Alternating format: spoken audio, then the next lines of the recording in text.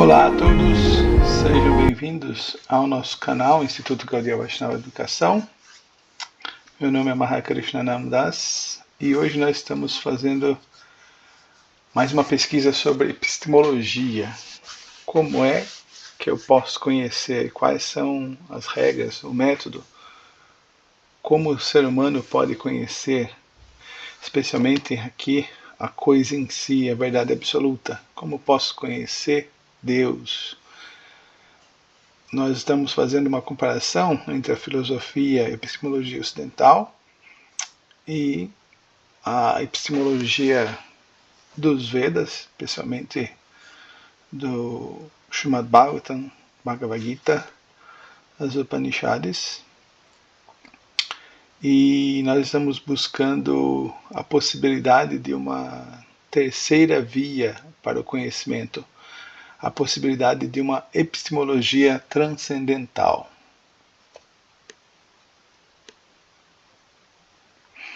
Então, começando com a história da filosofia no Ocidente, a base da filosofia ocidental é Platão e Aristóteles, o resto é nota de rodapé. Esse vídeo aula aqui, ele é um resumo de uma série de videoaulas chamadas Para Além do Ensaio sobre o Entendimento Humano, é um título de John Locke.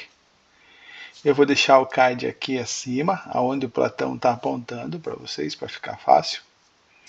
E se vocês quiserem a coisa mais detalhada, mais ampliada, com muitas citações, vocês vão.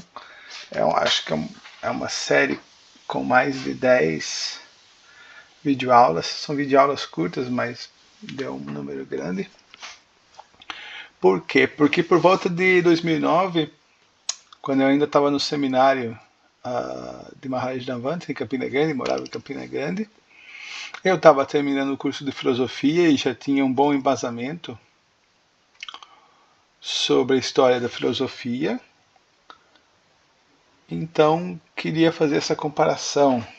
Como é que o conhecimento ocidental, em determinado momento, se estancou, desistiu de buscar a Deus através da ciência, da filosofia, e como no Oriente, na Índia, na tradição védica, a filosofia, ciência, epistemologia, psicologia, todos esses diferentes ramos do conhecimento são uma coisa só e confluem e desembocam na busca de Deus. Então, como o Ocidente fracassou em conhecer Deus de maneira científica e lógica, e como o hinduísmo, os Vedas dão respostas muito satisfatórias para essa busca. Então, começando na história ocidental, há cerca de 2.500 anos atrás, com Platão e Aristóteles, o platonismo, o Platão vai ser o filósofo que mais vai fornecer respostas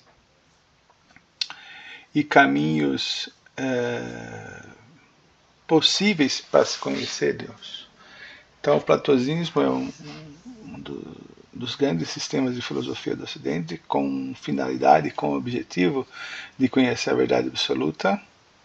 Mas, como a gente sempre tem aquele vizinho problemático, né? Aquela pessoa que pega no nosso pé, como todo anjo bom tem o seu diabinho, então o contraponto do Platão vai ser o Aristóteles, que é brilhante, que é muito mais adequado ao conhecimento científico moderno, né? Se aproxima muito mais, mas que vai ser aquele que vai apontar o caminho que desencaminha de uma busca de Deus metodológica, sistemática. Então, nesse sentido, Platão e aqueles que vão seguir as teorias platônicas, né, a escola racionalista, como Descartes e outros, elas têm uma movimentação mais segura para se chegar a Deus. Então vamos dar uma breve introdução sobre o conhecimento racionalista, né? Conhecimento platônico. Primeiro, uma frase, né, para sintetizar isso. O mundo sensível é apenas o véu da aparência. O ser verdadeiro não se revela aos olhos, aos sentidos, mas à inteligência iluminada pela razão e pela tradição. Então eu posso pensar em Deus, mas não posso ver Deus. Isso fica bem encapsulado aqui nessa frase, nessa premissa cartesiana, né?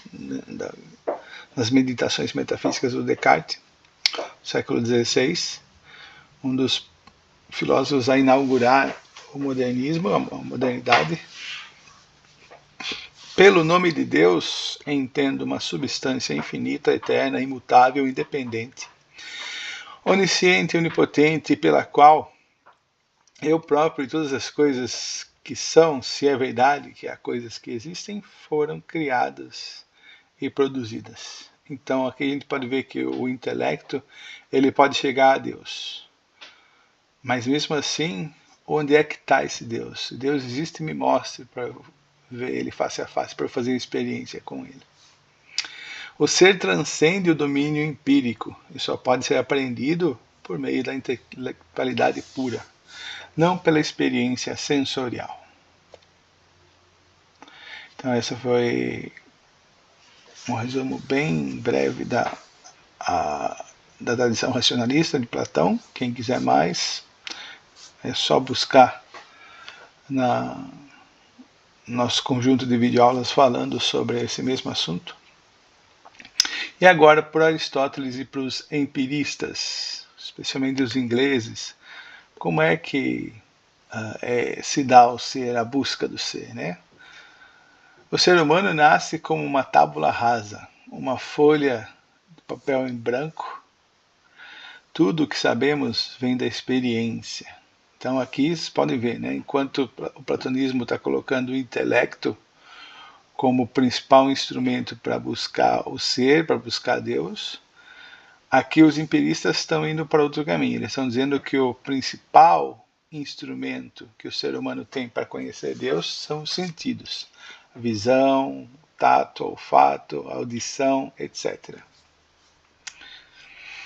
O ser, portanto, é aquilo que se experimenta e se percebe. Então, enquanto aqui a gente pode ver uma ontologia, né, uma essência das coisas imanente, ou seja, que está na natureza, que está no mundo sensível. O ser na escola empirista não é mais transcendente, ou seja, o ser ele é hiperurano, ele está além dos céus, a forma das coisas, a forma primordial das coisas. Não é mais metafísico, é imanente e plural. Enquanto o eidos, essa é um dos equívocos da academia para entender Platão. Até pouco tempo atrás isso era aceito, mas especialmente nos dias atuais, né? Eu lembro de professores como a Raquel Gazola da USP, o professor Gabriel Trindade, o português da Universidade Federal do Paraíba, entre outros, que vão dizer que esse eidos, né, ele é traduzido como ideia. E aí a coisa fica abstrata e sem sentido. Uma divagação, porque onde é que estão essas ideias? Porque ideia é algo interior. O Sopas Vedas Kapiladeva fala, né, os órgãos internos, antakarana. Agora, se você coloca a ideia como algo externo, fica confuso e vago, né, muito fácil de se desviar. Porém, quando você traduz eidos como forma original, como nós temos a palavra em sânscrito Swarupasiddha, o Swarupasiddhi, ou Siddhadeha, a forma perfeita do ser, né? Swarupasiddhi. Essa forma perfeita do ser ela acompanha o ser nesse mundo, mas originalmente ela vem de fora, ela vem dos planetas Vaikunthas, do mundo espiritual. Ela é transcendente, não imanente, apesar de estar agora na matéria, ser imanente. Na verdade, os Vedas concebem a realidade tanto imanente quanto transcendente, mas a origem da realidade, ela é transcendente. Quanto Eidos, a forma original das coisas está fora, o mundo das ideias. Não é o mundo das ideias, é o mundo das formas originais. Essa é a tradução correta. A forma original das coisas está fora e só pode ser vislumbrada pela razão. A gente pode pensar nesse mundo, né? Aqui, enquanto nós somos seres no mundo aqui, nós podemos pensar nesse mundo espiritual. Para os empiristas, ele é sensível e plural, é o ser no mundo. Aristóteles rompe com Platão ao afirmar que o conhecimento vem da experiência sensível e não de ideias inatas, formas transcendentes. Ele observa o mundo concreto e busca entender o ser a partir daquilo que se manifesta na natureza através dos sentidos e com estes fornecendo a matéria-prima da razão. Então eu vejo as coisas e posso pensar nas coisas, posso efetuar a reflexão, a lógica pode organizar o mundo, né? Através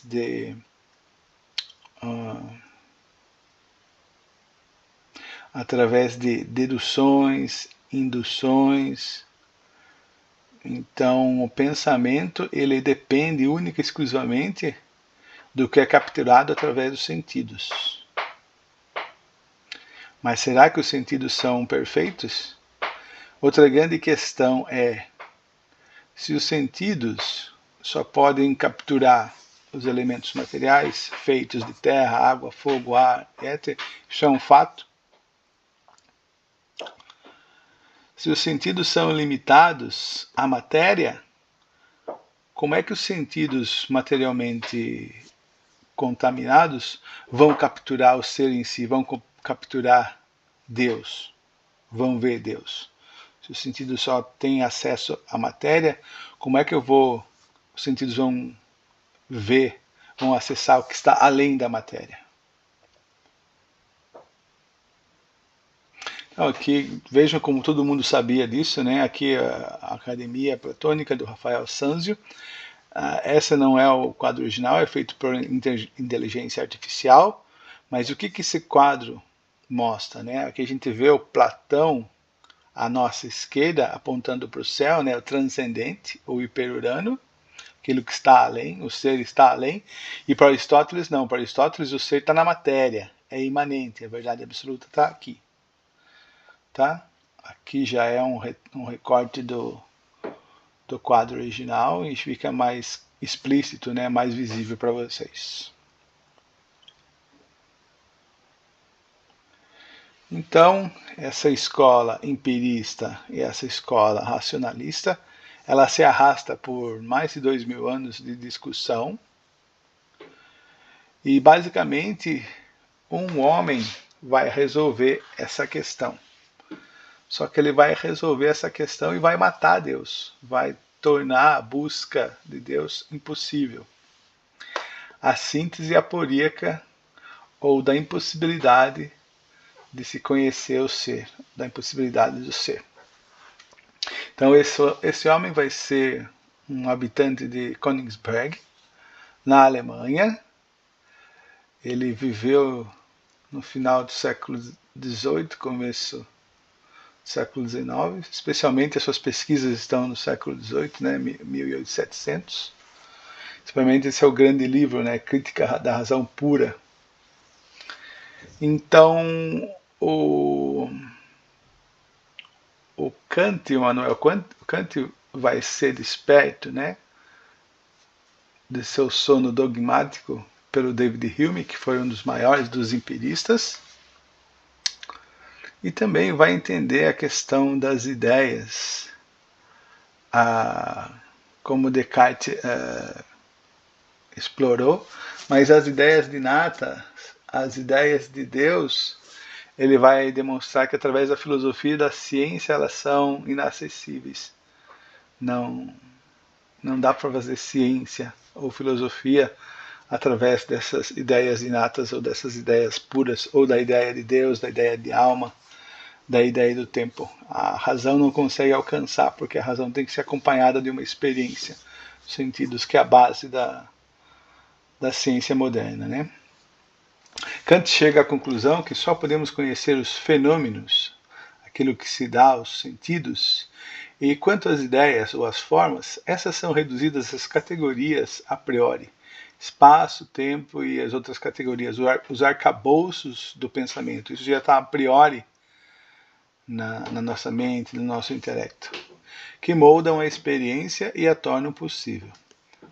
Então o mundo é moldado, né, através dessas categorias, né? Nós enxergamos a realidade que os sentidos capturam.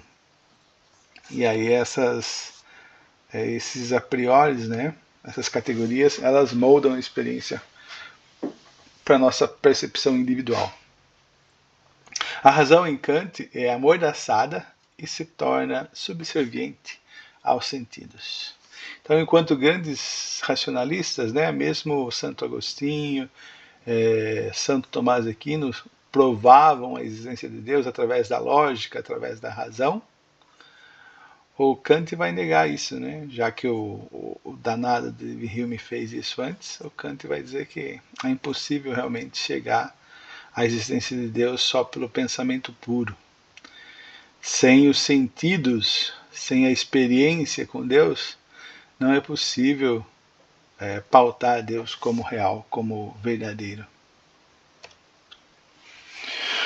Então, a gente vai encontrar na tradição oriental, na tradição dos Vedas, dos Puranas,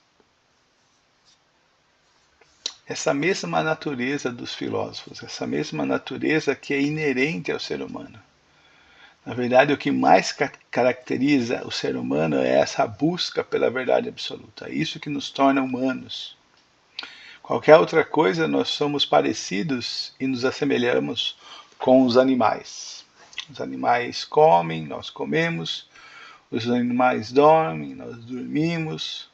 Os animais se defendem dos outros animais. Nós guerreamos, lutamos.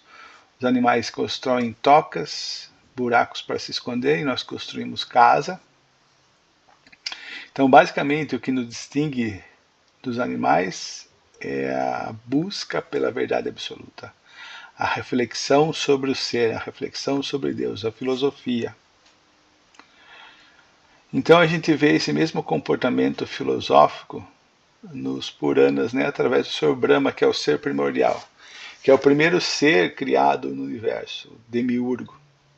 Olha só que interessante a descrição disso no Srimad Bhagavatam. O Sr. Brahma, situado naquele lótus, ele nasce na flor de lótus, né, do umbigo de Garbhodakshaya Vishnu, não pôde entender perfeitamente a criação, o lótus ou ele mesmo.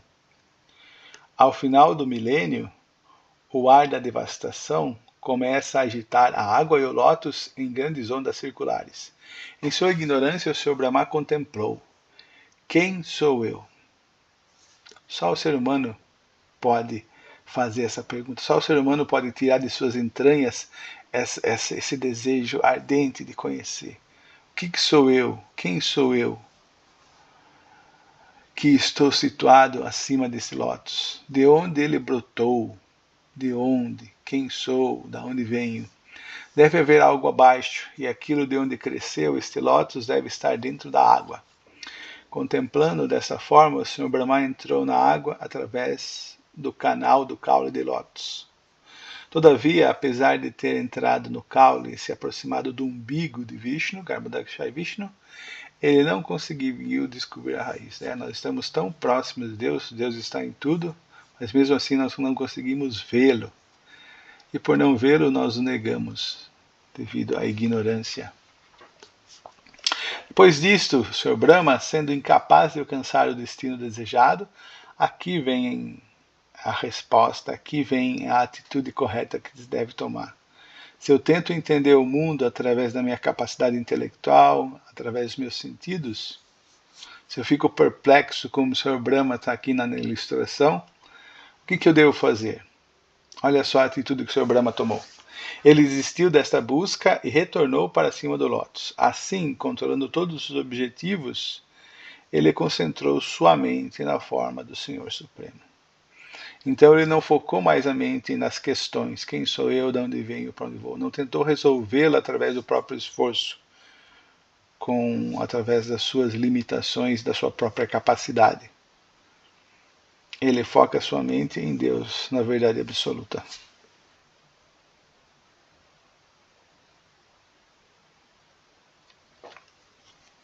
Na passagem acima, o Bhagavatam consegue capturar a essência do significado do que é ser um ser humano.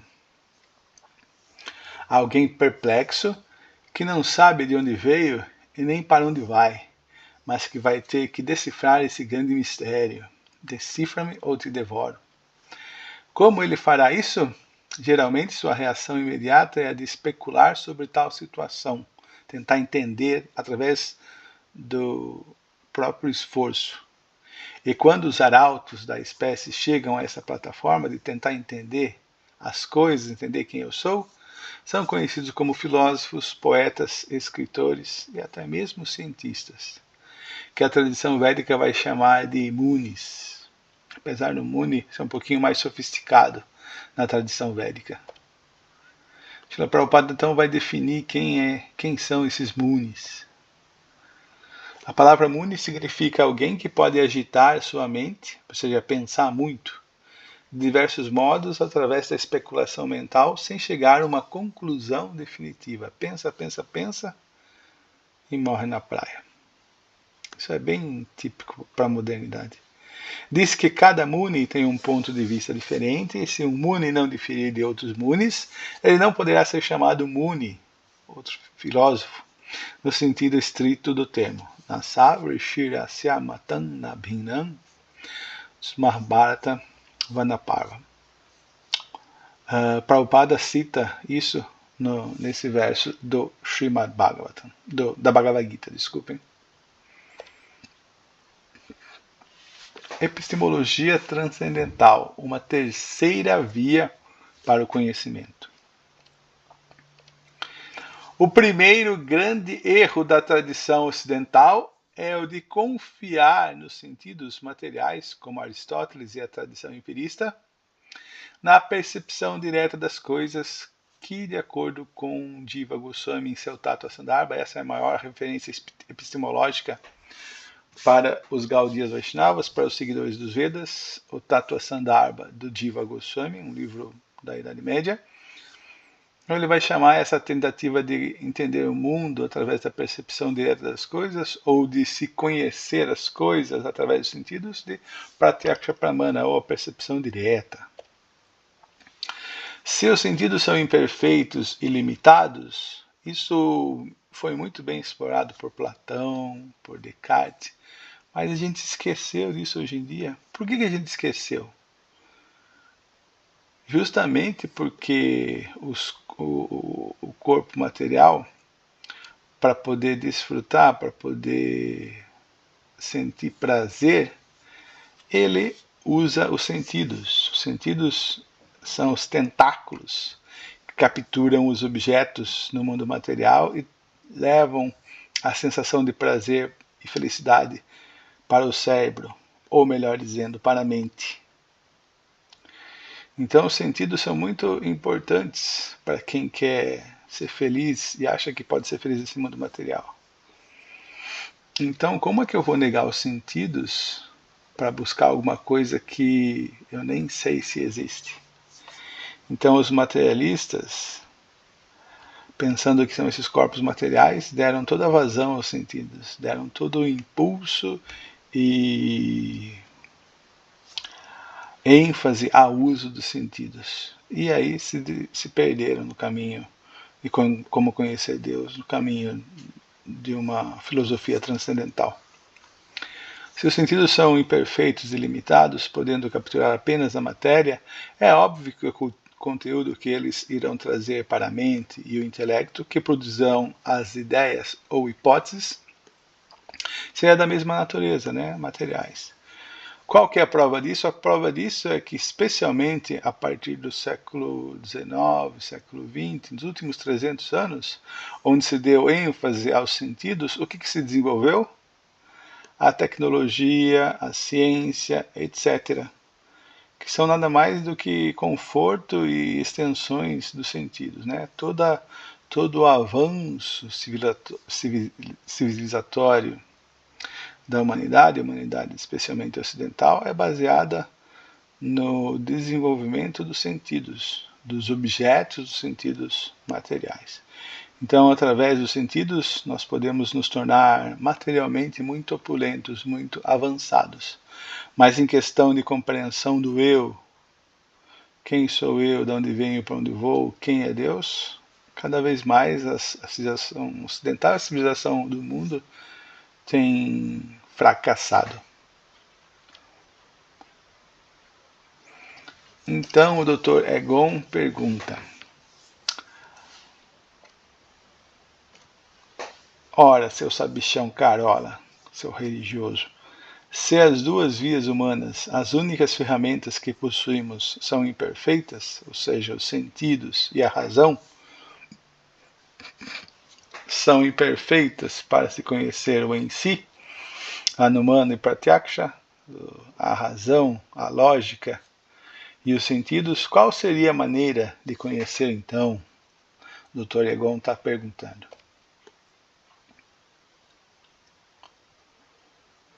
Conhecimento descendente. A opulência de Krishna mistificou Brahma. Essa é uma citação de Prabhupada, uma das últimas citações de Prabhupada em vida. 10º canto, 13º capítulo do Srimad Bhagavatam. Brahma Mohan Lila. Passa exemplo do Sr. Brahma quando ele rouba os vaqueirinhos. A opulência de Krishna mistificou Brahma, porque essa opulência, Nidya Mahimani, era a Tarka. Tarka significa lógica, significa o conhecimento lógico, né, dual. Mas a Tarka, a significa negação, então é o conhecimento alógico, né, o conhecimento que vai além da lógica, ou inconcebível, achintya. Com os sentidos limitados, ninguém pode discutir sobre aquilo que é inconcebível. Portanto, o inconcebível se chama achintya. Aquilo que está além de chintya, nossos pensamentos e argumentações. Achintya refere-se àquilo que não podemos contemplar, senão temos que de aceitar devido aos nossos limites. Srila Jiva Goswami disse que, a menos que aceitemos que o Supremo é achintya, não poderemos nos dar conta do que é Deus. Isso está baseado também nos Sandarbhas. Isso, os seres humanos da civilização precisa conhecer os Sandarbhas do Jiva Goswami. Isso tem a ser entendido. Portanto, dizemos que as palavras dos Shastras devem ser aceitas como elas são, sem mudanças, de maneira literal, axiomática, pois ultrapassam nossos argumentos, nossa lógica, nossa capacidade limitada de entender as coisas. Achintya kalu ye bhava natan starkena yojayat. Aquilo que é achintya não pode ser averiguado, verificado, evidenciado através do argumento. De um modo geral, as pessoas contestam, mas nosso processo não é contestar, pois preferimos aceitar o conhecimento védico como ele é. Porque já foi contestado, já foi argumentado, a gente viu o exemplo do Sr. Brahma, o exemplo clássico dos cientistas. Tentamos entender, tentamos verificar, mas não encontramos, não achamos, não entendemos. Então, aí depois disso, dessa exaustão de reflexão e busca, se entrega, né? Se acomodam, se acalmam os sentidos e a mente e se ouvem as palavras dos Vedas, a palavra da revelação. Então veja que interessante, os cientistas querem ver Deus, os ateístas querem que você prove a existência de Deus para que ele possa ver, mas a visão não é o caminho para se compreender Deus. Mas mesmo assim é através do uso dos sentidos que é a principal ferramenta humana que nós podemos chegar a Deus. Só que não é através da visão, é através da audição, Shruti. É através da audição dos Vedas, do som transcendental, Shabda Pramana dos Vedas. Esse caminho da aceitação chama-se Avaroha Pantha. A palavra Avaroha relaciona-se com a palavra Avatar, que são as encarnações, que significa aquilo que desce. O materialista quer entender tudo através de Aroha Pantha, através do argumento e da razão, através do próprio esforço, através desses elementos materiais. Mas os temas transcendentais não podem ser entendidos dessa maneira. Em vez disso, a pessoa deve seguir Avaroha Pantha, o processo de conhecimento descendente, ou seja, que vem de uma autoridade, que vem de cima, Avaroha, que vem de uma fonte superior, de uma fonte perfeita. Quando você entende que a sua inteligência, as suas capacidades são limitadas, você busca alguém que tem capacidade maior que a sua, que é mais esperto que você. Isso é verdadeira inteligência. Em vez disso, a pessoa deve seguir Avaroha Pantha, o processo de conhecimento descendente. Shabda Pramana, a revelação das autoridades superiores. Aqui então, a capa dos Vedas originais, os Shrutis. O conhecimento védico chama-se Shabda Pramana, outro nome é Shruti. Shruti significa que esse conhecimento deve ser percebido através da recepção auditiva. Os Vedas ensinam que, para compreender o conhecimento transcendental, temos que ouvir a autoridade. O conhecimento transcendental é o conhecimento que está além deste universo, o conhecimento sutil da verdade absoluta, o início de tudo. Dentro desse universo está o conhecimento material, e além desse universo situa-se o conhecimento transcendental. Os Upanishads fazem parte dos Vedas. Por fim, na obra chamada Vedanta Sutra, Vyasadeva, que é um Mahamuni, não apenas um Muni, é alguém que transcende a capacidade de todos os Munis, Mahamuni, resumiu para os eruditos e filósofos todo o conhecimento védico. O Vedanta Sutra é a palavra final dos Vedas. Mas esses Shrutis, não só Shabda Pramana, Shabda Pramana é todo tipo de revelação, mas especialmente os Shrutis. Será que eles são sempre perfeitos? Então Krishna diz na Bhagavad Gita, os Vedas tratam principalmente do tema dos três modos da natureza material. Aqui são os Shrutis, Upanishads, Vedanta Sutra. Não vou falar nem dos hinos védicos, né? Estou falando da filosofia, da porção metafísica, Vedanta Sutra e os Upanishads. Os hinos védicos tratam desses três modos da natureza material, né? Da gratificação materialista, da busca por Swargaloka, os planetas celestiais. O prazer egoísta no mundo material, o prazer corpóreo. O Vedanta Sutra e as Upanishads tratam sobre metafísica, só que eles usam uma linguagem muito truncada, uma linguagem lógica, mas muito truncada. O objeto não é explícito nas Upanishads e no Vedanta Sutra. Ó Arjuna, torne-se transcendental esses três modos, aqui está falando em relação, né, aos hinos védicos, Shrutis. Liberte-se de todas as dualidades e de todos os anseios advindos da busca de lucro e segurança e estabeleça-se no eu. Por isso, Sri Chaitanya Mahaprabhu continuou, argumentos áridos são inconclusivos. Uma grande personalidade cuja opinião não difere dos demais não é considerada um grande sábio, um grande filósofo. Simplesmente estudando os Vedas, que são variados, não se pode chegar ao caminho correto pelo qual os princípios religiosos, o Dharma, é compreendido. A verdade sólida dos princípios religiosos está oculta aonde? No coração de uma pessoa pura e autorrealizada. Consequentemente, como confirmam os Shastras, deve-se aceitar qualquer caminho progressivo que os Mahajanas defendam. Quem são esses Mahajanas? Esses Mahajanas, eles são grandes autoridades, são pessoas com a consciência pura e perfeita.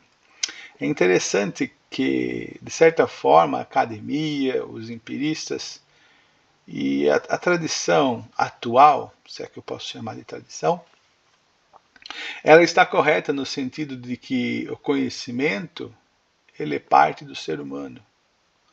O conhecimento parte da consciência. A consciência é a grande geradora, é aquela que proporciona o conhecimento. A consciência humana. Então existe um grande estudo nos Vedas sobre a consciência. Então, o que são as escrituras reveladas? Será que são só livros antigos, velhos, ortodoxos? Não. As escrituras reveladas, tanto no Ocidente, na tradição abrâmica, quanto na tradição védica, as escrituras são vozes, vozes de grandes consciências, vozes de grandes personalidades. Então, nos Shrutis, essas vozes transmitem o conhecimento de maneira implícita, mas aonde é que as grandes vozes, esses Mahajnas, essas grandes autoridades sobre Deus vão estar falando? Nos Smritis, no complemento védico, nas histórias como os Puranas, os Itihasas, a Bhagavad Gita, o Mahabharata. Então é aí que se encontra a conclusão do conhecimento védico. É aí onde esses Mahajnas estão falando, essas grandes vozes da consciência estão falando. E é no coração dessas consciências puras e perfeitas onde se esconde a verdade absoluta, a suprema personalidade de Deus. Seus Shrutis, os Vedas originais, são incompletos. É nos Smritis que encontramos a conclusão perfeita destes. Então aqui tem uma citação poderosíssima de Bhaktivinoda Thakur, que foi um magistrado, um juiz de direito brilhante. E ele faz essa avaliação, esse estudo no do conhecimento védico. Os pseudofilósofos dos tempos modernos abordam esses shastras por não perceberem o significado subjacente a todos os shastras, têm tentado demonstrar a superioridade de apenas uma de suas ramificações, os Shrutis, né? Os Upanishads e Vedanta Sutra, conforme demonstra claramente a Bhagavad Gita, a qual é uma deliberação inigualável sobre todos os Shastras. O karma, a atividade que não visa Jnana, o conhecimento, é ateísta e por isso deve ser rejeitado. Karma e Jnana são diferentes processos, diferentes etapas do processo de yoga. Karma Yoga e Jnana Yoga que não sejam direcionados para Bhakti, Bhakti é a atividade original da alma, o amor a Deus. Também são processos enganosos. Na realidade, Karma Yoga, Jnana Yoga e Bhakti Yoga formam um único sistema de yoga. Este é o Siddhanta, a conclusão de todos os Vedas. Então, é só ler esses livros de conhecimento, ouvir Shravana, Kirtana, Vishnu, ouvir sobre os passatempos de Deus, de Krishna, e narrar sobre eles, que eu me torno autorrealizado.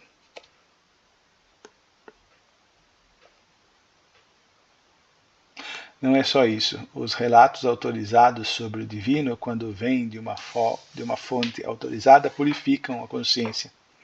Mas depende também de uma parcela da atitude do ouvinte em seguir as instruções que estão nos Vedas. Necessidade de ir além dos munis e seguir esses Mahajnas. Como fora citado acima no Mahabharata, a verdade se esconde no íntimo dos corações dos Mahajnas. O Senhor Brahma, Narada Muni, o Senhor Shiva, os 4 Kumaris, o Senhor Kapila, o filho de Devahuti, Swayambhuva Manu, Prahlada Maharaj, Janaka Maharaj, o avô Bhishma Deva, Bali Maharaj, Shukadeva Goswami e eu próprio, Yamaraj, é ele que está falando esse verso, conhecemos o verdadeiro princípio religioso. Meus queridos servos, esse princípio religioso transcendental, conhecido como Bhagavata Dharma, ou rendição ao Senhor Supremo e amor a Ele, não é contaminado pelos modos materiais da natureza. Ele é muito confidencial e difícil de ser entendido pelos seres humanos comuns. Mas se por acaso alguém tem a boa fortuna de compreendê-lo, liberte-se de imediato e assim retorna ao lar, retorna ao Supremo. Então aqui nós vemos o exemplo dessas pessoas santas, os Mahajanas, Narada Muni, o Sr. Brahma, o Sr. Shiva, os Kumaras. Então em outras escrituras nós vamos ter a revelação feita por grandes personalidades, talvez pelos anjos, talvez pelos apóstolos, e não só isso, pessoas que seguiram os passos, as instruções das escrituras, se tornaram pessoas santas, né? Como São João da Cruz, Santa Teresa d'Ávila, São Bento, São Francisco de Assis. Então, a questão toda está na consciência, a questão toda está na purificação da consciência. Então, aqueles que têm consciência mais elevada, que têm consciência mais pura, nós temos que seguir suas instruções, nós temos que dar ouvidos a essas pessoas. Esse é todo o processo, a consciência, e é essa consciência que está nas escrituras reveladas. Uma coisa sensata a se fazer é comparar o nível de consciência que está nas diferentes escrituras reveladas. Qual é o nível de consciência dessa revelação? Qual é a qualidade dessa revelação? Até onde esse sábio, até onde esse santo conseguiu chegar, até onde esse ser transcendental conseguiu chegar, a sua consciência conseguiu chegar. Então essa é uma coisa muito honesta a se fazer. Qual é o nível de consciência? Quais são as vozes que falam nas diferentes escrituras? Isso deve ser comparado. Por último, como eu falei no verso acima, o processo de purificação da consciência, de avanço, depende da atitude do praticante. Tem uma parcela que Deus já fez a maior parte das coisas, mas depende uma parte da nossa atitude, do nosso cumprimento, da nossa seriedade no processo. Isso se resume, né, em desapego e renúncia. Rendição a Deus significa renunciar ao mundo material. É impossível você manter uma relação com Deus em conivência, em contato com o mundo material, com os prazeres do mundo material, de maneira egoísta. É impossível conhecer Deus sem uma atitude de renúncia. Sem essa atitude de renúncia, os sentidos não se purificam. Os sentidos eles estão envenenados, viciados no prazer material, nas coisas materiais. Então, como você vai conhecer Deus com os sentidos impuros, com os sentidos imperfeitos? Então, é através dos sentidos, é através do empirismo que se conhece a Deus, mas não com os nossos sentidos contaminados, não com os nossos sentidos viciados e embotados pela matéria. É com os sentidos puros, com os sentidos da alma, aí o empirismo está certo, que nós podemos ver Deus. Isso é declarado por Rupa Goswami, um grande filósofo e santo do medievo, na tradição hindu, os seguidores de Chaitanya Mahaprabhu. Atashi Krishna Namadi Nabhaved Grahem Indahi Sevamukhi Hidi Huadal Swayam Eva Spruit Adaha. Ninguém pode aprender a natureza transcendental do nome, forma, qualidades e passatempos da suprema personalidade de Deus, Sr. Shri Krishna, através de seus sentidos materialmente contaminados. Somente quando ela se torna espiritualmente saturada, através da prática do serviço devocional, da servidão a Deus, com amor, é que este se revela, ou seja, a divindade suprema se revela aos nossos sentidos, à nossa mente, à nossa consciência. Renúncia e controle dos sentidos são essenciais. Vacho vegam manasakrodha vegam, jihva vegam larapasta vegam. etam vegan yuvishahitadhira sarvam vimam prithvim sashishat.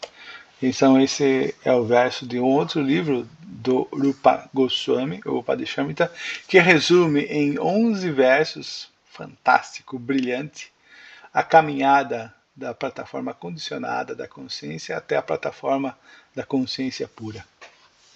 Então, qual é o primeiro requisito? Uma pessoa sóbria, que seja capaz de tolerar o desejo de falar, as exigências da mente, as ações da ira e os impulsos da língua, do estômago e dos órgãos genitais, é qualificada para fazer discípulos, é qualificada para ser um guru, um mestre em todo o mundo.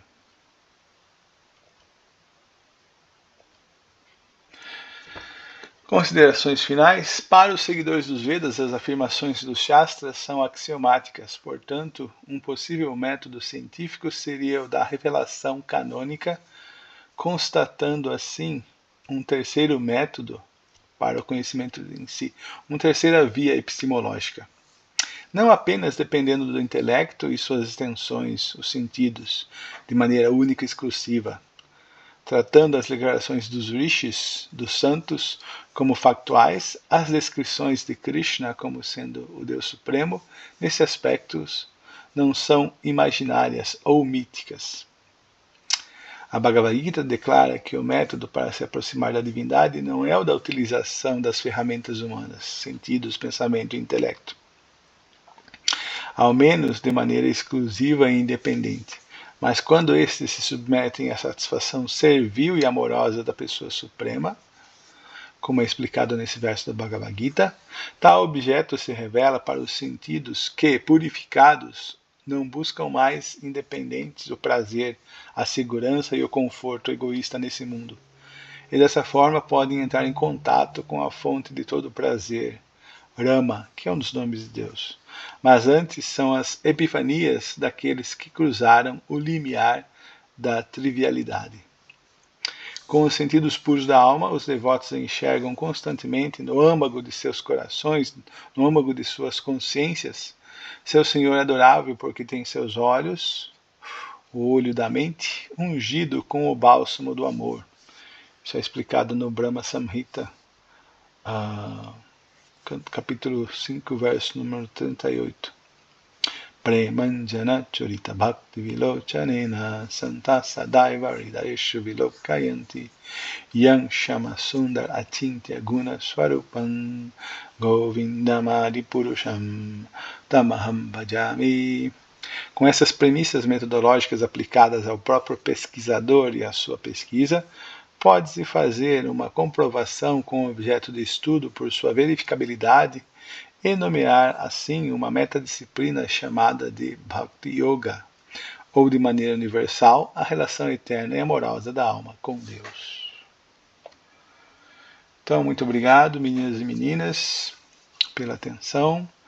Tenham um bom dia, uma boa tarde, uma boa noite. Srila Prabhupada Ki Jai. Hare Krishna e tchau!